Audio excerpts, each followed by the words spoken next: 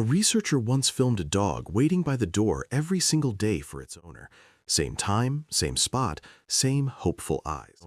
But the owner had been gone for months. The dog didn't know that. And what that dog was experiencing on the inside, the science behind it. Now, we go deep into the psychology behind your dog's behavior every single week. Now, let's talk about something most dog owners never think about. You love your dog. That part is obvious. But love and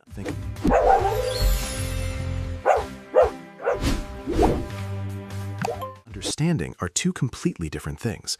And right now, without realizing it, you might be doing things every single day that are quietly breaking your dog's heart. 7 things, backed by real canine psychology, that hurt your dog's feelings more than you know. And some of them are so common, so everyday, that when you hear them, you're going to feel it in your chest. Let's start with the one that causes the most damage, and the one that almost no one talks about: leaving them alone too long. Here's what the science actually says. Dogs are not solitary creatures, not even close. In the wild, no healthy dog ever chooses isolation. The pack is everything. It's safety, warmth, communication, life itself. So when you leave your dog home alone for hours on end, day after day, what you're creating inside that animal is not boredom. It's a genuine emotional crisis. Researchers studying canine cortisol, the stress hormone, found that dogs left alone for long periods show stress responses that are physiologically similar to grief, not mild discomfort. Grief. They don't understand why the pack disappeared. They only know that the most important living beings in their world are gone, and they have no idea why, and they have no idea if you're coming back. Now here's what makes this even harder to spot. Not every dog barks, not every dog destroys furniture. Some dogs just go quiet. They stop playing, they sleep more than they should, they greet you at the door with less energy each time. And owners see that and think the dog is just getting older, just calming down. But what's actually happening is the emotional light in that dog is slowly dimming. If your schedule means your dog spends a lot of time alone, there are ways to soften the blow. Leave something behind with your scent: a worn shirt, a blanket you've slept on. Use puzzle feeders and enrichment toys to keep their mind active. Create a predictable routine so the departure itself becomes less of a shock. And when you come home, make that reunion feel like it means something, because to your dog, it means everything. But separation isn't the only way we pull the emotional rug out from under them. The second thing on this list happens even when you're right there in the room: emotional shutdown, and what your dog reads into it. Think about the last time you had a really hard day. You came home tense, distracted, short. Maybe you didn't pet your dog. Maybe you walked past them without a word. Maybe you sat on the couch and stared at your phone and the dog came over and nudged your hand and you just didn't respond. To you, that's a rough evening. To your dog, it's a punishment they don't understand. Dog behaviorists have confirmed that dogs process human emotional cues using the same hemisphere of the brain humans do, the left side, which handles emotional recognition. They are reading your face, your posture, the sound of your sighs, the speed of your footsteps, all of it. And when the emotional signals they receive are cold or absent, their first assumption, always, is that they did something wrong. Silence, in dog psychology, registers as a social penalty. And repeated experiences of that emotional withdrawal can create anxiety, clinginess, or the opposite, dogs who eventually stop trying to connect because the connection keeps leading to confusion.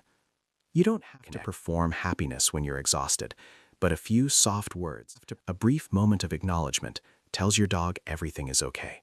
It costs you almost nothing. To them, it's the difference between security and self-doubt.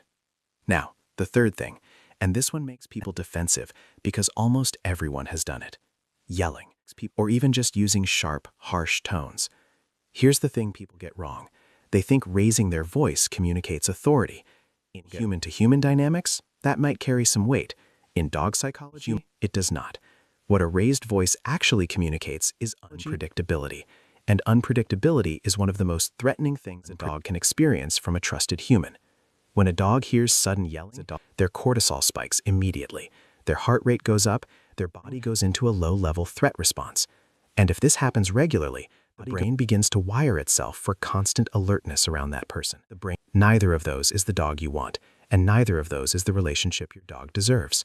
What actually works is consistency and tone. Dog calm, clear, firm. Dogs respond to the confidence behind a voice, not the volume. Positive reinforcement builds behavior because it builds trust. Fear builds behavior too. But it builds a dog who obeys because they're scared, not because they love you. And you'll feel the difference every single day. We're at the halfway point, and the next one might be the most underestimated on this entire list. Rushing walks or treating them like a chore.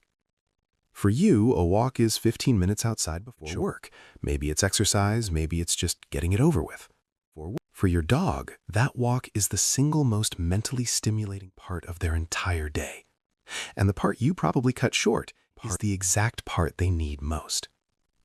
Dogs have over 200 million scent receptors in their nose. Humans have around 5 million. When your dog stops to sniff a patch of grass for 45 seconds, they are not wasting time. They are reading a full story.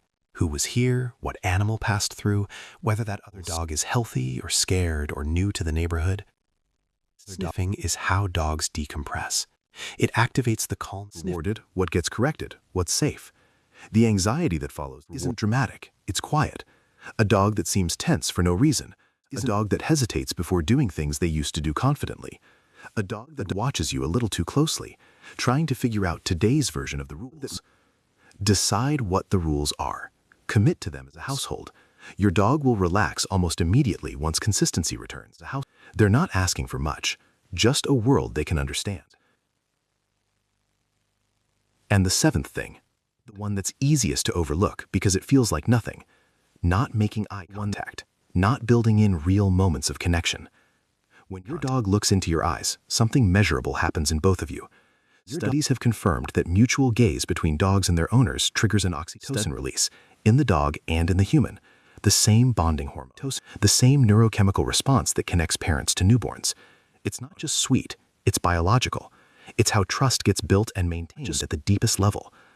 When you're always distracted, phone in hand, rushing through feeding, half present during play, your dog notices. And what they feel over time isn't just low-level disappointment. Research shows that dogs who consistently lack positive attention from their primary person can develop depressive symptoms. Less appetite, less play, more sleep. A kind of quiet sadness that owners chalk up to personality when it's actually response. You don't need to carve out an hour. A few minutes of real presence, eyes on their eyes, voice soft, hands slow, does more for your dog's emotional health than almost anything else you could give them. Here's the thing about everything we just covered. None of it requires cruelty. None of it comes from the bad owner. Almost every single one of these mistakes comes from simply not knowing what's happening on the other side of that relationship. Dogs feel love. They feel loneliness. They feel confusion, frustration, relief, and joy. The more fluent you become in their emotional language, the more that bond becomes something genuinely extraordinary. So take one thing from this, just one. Slow down on the next walk. Soften your tone this week. Make eye contact tonight and mean it. Your dog is already watching you. They already want this to work. Meet them halfway, and you will feel the difference in ways you didn't know were possible. If something in this video made you see your dog differently, hit the like button right now. It gets this information to the dog owners who need it. Drop a comment below telling us which of the 7 surprised you the most. And if you're not subscribed yet, now's the time. Canine Mind is where dog psychology meets real love. We'll see you in the next one.